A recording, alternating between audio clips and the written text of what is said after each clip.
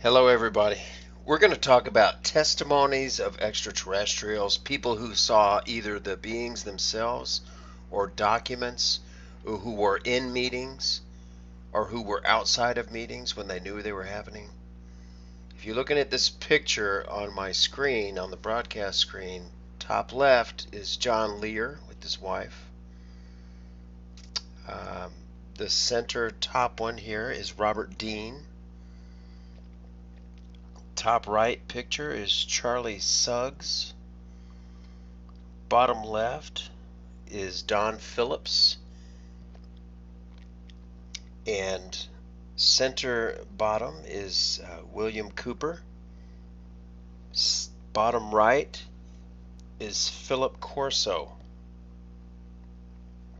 These are all key figures and whistleblowers and experiencers of the alien presence on our Earth, the agreements that started with President Eisenhower with extraterrestrial beings, and the secret space programs that came from those meetings and the technology that was shared.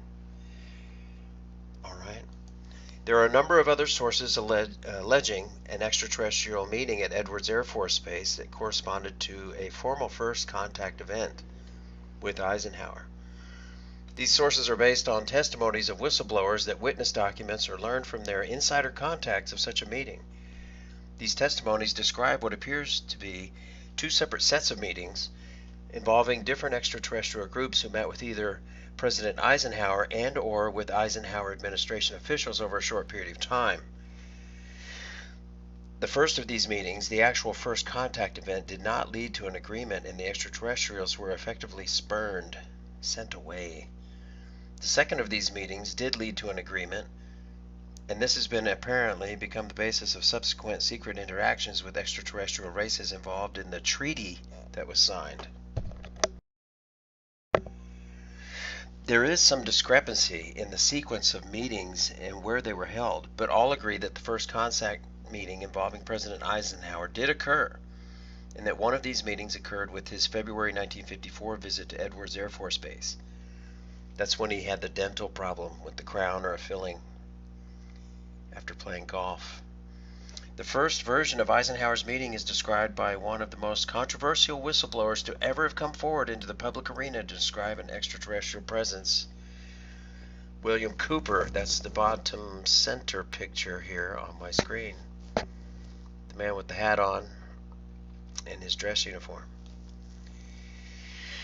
William Cooper served on the Naval Intelligence Briefing Team for the Commander of the Pacific Fleet between 1970 and 73 and had access to classified documents that he had to review in order to fulfill his briefing duties. He describes the background and nature of the first contact with extraterrestrials as follows. Quote, in 1953, astronomers discovered large objects in space which were moving toward Earth. It was first believed that they were asteroids. Later evidence proved that the objects could only be spaceships. Project Sigma intercepted alien radio communications. When the objects reached the Earth, they took up a very high orbit around the equator. There were several huge ships, and their actual intent was unknown. Project Sigma and a new project, Plato, through radio communications using the computer binary language, was able to arrange a landing that resulted in face-to-face contact with alien beings from another planet. Project Plato was tasked with establishing diplomatic relations with this race of space aliens. In the meantime, a race of human-looking aliens contacted the U.S. government. This alien group warned us against the aliens that were orbiting the equator and offered to help us with our spiritual development. They demanded that we dismantle and destroy our nuclear weapons as the major condition. They refused to exchange technology, citing that we were spiritually unable to handle the technology which we then possessed. They believed that we would use any new technology to destroy each other. This race stated that we were on a path of self-destruction and we must stop killing each other, stop polluting the earth, stop raping the earth's natural resources, and live to learn in harmony. These terms were met with extreme suspicion, especially the major condition of nuclear disarmament. It was believed that the meaning and condition would leave us helpless in the face of an obvious alien threat. We also had nothing in history to help with the decision. Nuclear disarmament was not to be considered within the best interest of the United States. The overtures were rejected. The significant point about Cooper's version is that the humanoid extraterrestrial race was not willing to enter into technology exchanges that might help weapons development, and instead was focused on spiritual development. Significantly, the overtures of these extraterrestrials were turned down. Confirmation that the first contact meeting involved extraterrestrials who were effectively spurned for taking what might be considered a principled stand on technology assistance and nuclear weapons comes from the son of a former Navy commander who claimed that his father had been present at the first contact event on February 20 to 21st, 1954. According to Charles L. Suggs, a retired sergeant from the U.S. Marine Corps, his father, Charles L. Suggs, born 1909, died 1987, was a former commander with the U.S. Navy who attended the meeting at Edwards Air Force Base with Eisenhower. Sergeant Suggs recounted his father's experiences from the meeting in a 1991 interview with a prominent UFO researcher. Charlie's father, Navy Commander Charles Suggs, accompanied President Ike along with others on February 20th. They met and spoke with two white-haired Nordics that had pale blue eyes and colorless lips. The spokesman stood a number of feet away from Ike and would not let him approach any closer. A second Nordic stood on the extended ramp of a biconvex saucer that stood on a tripod landing gear in the landing strip. According to Charlie, there were B-58 Hustlers on the field, and even though the first one did not fly officially until 1956, these visitors said they come from another solar system. They posed detailed questions about our nuclear testing.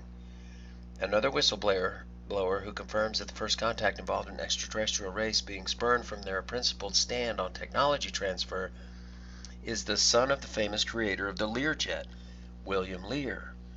John Lear is a former Lockheed L-1011 captain who flew over 150 test aircraft and held 18 world speed records, and during the late 1960s and 1970s and early 1980s was a contract pilot for the CIA. Lear developed a close relationship with CIA Director DCI William Colby, who was in charge of covert operations in Vietnam before coming to DCI. I might interject here, folks. I just got a text message from John Lear about a month ago. I saw an interview that he was doing, and he was discussing a disease that killed a notorious alleged terrorist who created an event in a large city in the United States in September of 2001, and that individual died in December of that same year in 2001 in Kuwait in a hospital. And during this interview, he could not think of the disease which killed him. And I contacted him and gave him the name of the disease because I knew that information. And he texted me back to thank me. The disease is known as Marfan syndrome, M-A-R-F-A-N. Basically, it's a congenital defect that you're born with that makes your artery walls thin out as you grow into an adult. And then basically what happens is your aorta herniates and pops, and you die. This person was treated for advanced Marfan syndrome in Kuwaiti hospital when he was interviewed by government officials. According to Lear, there had been a warning from another race prior to an agreement being eventually signed, and he claimed that they visited Merak, Edward, and the following occurred. In 1954, President Eisenhower met with a representative of another alien species at Merak Testing Center, which is now called Edwards Air Force Base. This alien suggested that they could help us get rid of the Greys, but Eisenhower turned down their offer because they offered no technology. Cooper's and Lear's idea of more than one extraterrestrial race interacting with the Eisenhower administration is supported by other whistleblowers such as former Master Sergeant Robert Dean, who, like Cooper, had access to top-secret documents while working in the intelligence division for the Supreme Commander of the major U.S. military command. In Dean's 27-year distinguished military career, he served at the Supreme Headquarters Allied Powers of Europe, where he witnessed these documents while serving under the Supreme Allied Commander of Europe. Dean claimed the group at the time were just 4 that they knew of for certain, and the Greys were of those groups. There was a group that looked exactly like we do. There was a human group that looked so much like us that they really drove the admirals and generals crazy because they determined that these people, and they had seen them repeatedly, had had contact with them, and there had been abductions and there had been contacts. 2 other groups, there was a very large group. I say large, they were 6, 8, maybe 9 feet tall, and they were humanoid, but they were very pale, very white, and didn't have any hair on their bodies at all. And then there was another group that had sort of a reptilian quality to them, and they encountered them. Military people and police officers all over the world have run into these guys. They had vertical pupils in their eyes, and their skin seemed to have a quality very much like what you find on the stomach of a lizard. So those were the four they knew of in 1964.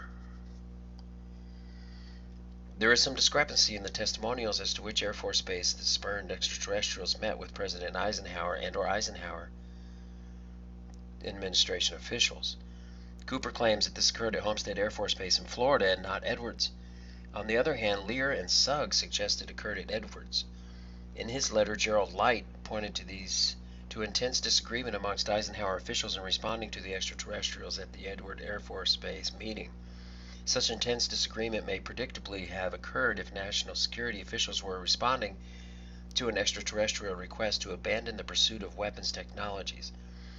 Given the intensity of the Cold War, the national security officials present may well have decided it was more prudent to seek better terms before agreeing to the extraterrestrials' request. Light's testimony implies that the meeting at Edwards did not result in an agreement, but instead resulted in the intense disagreement between Eisenhower officials. Consequently, I will conclude that Lear and Suggs' version is more accurate and that the first contact meeting occurred at Edwards Air Force Base in February 20th through 21st in 1954.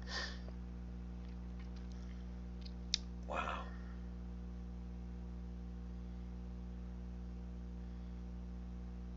What do we know of the gray extraterrestrials that signed the treaty? According to Cooper, the gray extraterrestrials signing the treaty were not trustworthy. By 1955, it became obvious that the aliens had deceived Eisenhower, had broken the treaty. It was suspected that the aliens were not submitting to a complete list of human contacts and abductees to the Majestic 12, and it was suggested that not all abductees had been returned. Similarly, Lear argued that the gray extraterrestrials quickly broke the treaty and could not be trusted. A deal was struck in that exchange for advanced technology from the aliens. We would allow them to abduct a very small number of persons, and we would periodically be given a list of those persons abducted. We got something less than the technology we bargained for and found the abductions exceeding by 1,000,000-fold than what we had naively agreed to. Other whistleblowers also suggested that the extraterrestrials who signed the treaty with Eisenhower couldn't be trusted. Schneider claimed that despite the treaty's provisions on a number of humans who would be abducted for experiments, the aliens altered the bargain until they decided they wouldn't abide by it at all. As mentioned earlier, Colonel Phillips Corso similarly believed that the extraterrestrials that the Eisenhower administration entered into agreements could not be trusted. Corso believed that those forced a negotiated surrender, suggesting an extraterrestrial agenda that was suspect. While General Douglas MacArthur didn't directly mention any government treaty with extraterrestrials, he gave a famous warning in October of 1955 suggesting that some extraterrestrial presence existed that threatened human sovereignty. You now face a new world, a world of change. We speak in strange terms of harnessing the cosmic energy of ultimate conflict between a united human race and the sinister forces of some other planetary galaxy. This is General Douglas MacArthur speaking. The nations of the world will have to unite, for the next war will be an interplanetary war. The nations of the earth must someday make a common front against attack by people from other planets. MacArthur may well have been alluding to the same extraterrestrials that Corso, Cooper, and Lear believed had entered into an agreement with the Eisenhower administration. Alright folks, hope you enjoyed this information on extraterrestrials, contact with our government, contact with our leaders, key figures and whistleblowers, Lear, Suggs, Cooper, Phillips, Corso, Dean. What it looks like to me when you read this is that mainly there's three types of beings identified. There, you got the reptilians with the vertical slit eyes, which most of them we can't trust. I've heard there's a race of them that try to help us. But mainly you have the Nordic appearing human-like people with colorless lips, and then you have these gray beings. Now, the treaties with the Eisenhower administration were signed with the Greys because the Greys gave us contact. But the Greys might be more advanced than we are, but they've been on this earth for a long time, and they're underground, and they're not allowed by the Creator, or by God, it appears, that there are some galactic rules by God, with the capital G, that they are not invited to interfere with us. So that when they come up, and we open portals to their dimensions, as we have in the Army, people who practice witchcraft, and open portals to demonic entities, they'll come out and make a deal with you, give you some technology, but they're going to steal us, they're going to probe us, they're going to hybridize us, they're going to torture us, they're going to take us away, they're going to steal us, and they're going to consume our energies. Okay, then you have, and we selfishly signed the deal with them because they promised to give us technology. It's like the nation's leaders sold the nation's soul to the devil. Then you have these Nordic-like beings who also have bases here on Earth and live in places like under the North Pole, in the mountains in Switzerland, up above Norway, and even some places down near the Antarctic Circle and underneath places like Chile, where I've lived down there, and I've talked to people in the streets that tell me, family members who've been taken up by Nordic beings and healed and shown how to heal their bodies and taught many marvelous things, and then actually brought back to their cities and towns in Chile, South America.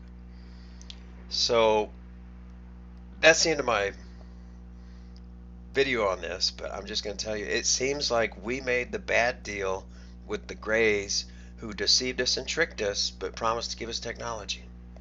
And out of that, we created a secret space program, and we're still continuing with the evil stuff.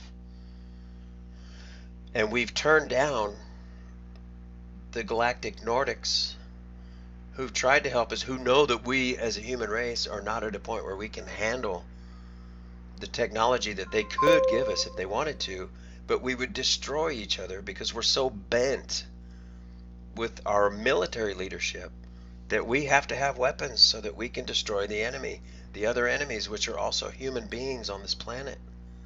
So do you see the divide there, folks? Whether you believe in this whole extraterrestrial contact or not, there's a war going on with principalities, with beings from other dimensions, with God, with capital G, and with gods, small g, that are from other wandering stars near us, from other dimensions, from other densities within the vibrational string of our chakra universe. So, thanks for coming to Play Mundane Show. I'm Alex Aquarius. Please hit like and subscribe and ring the bell for notifications when I put out some more videos. Thank you for coming. I'm out.